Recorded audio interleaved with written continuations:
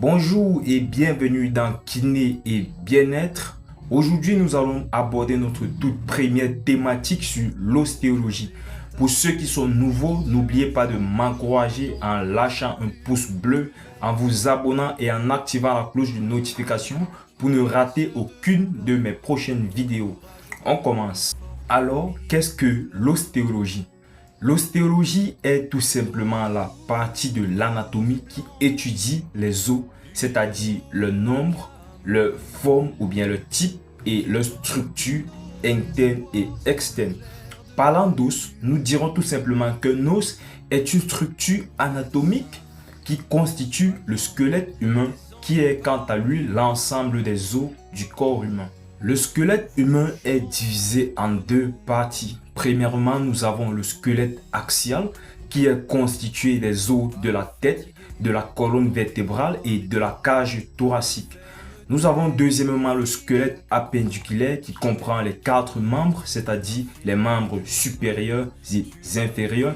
Il est également constitué de deux ceintures, à savoir la ceinture scapulaire et la ceinture pelvienne, qui sont les points d'ancrage des membres.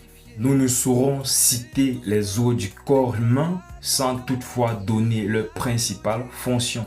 Alors, quelles sont les fonctions des os? Les os ont différentes fonctions, à savoir la fonction de soutien, la fonction de protection, la fonction de mouvement, la fonction de stockage et la fonction de production des globules. Ceci étant, nous allons nous intéresser à deux principales fonctions, à savoir la fonction de protection et la fonction de mouvement. Parlant de la fonction de protection, nous dirons qu'elle est l'apanage des os plats et des os irréguliers. Nous dirons que les os du crâne protègent l'encéphale, les os de la colonne vertébrale protègent la moelle épinière et les os de la cage thoracique protègent les organes vitaux comme le cœur et les poumons.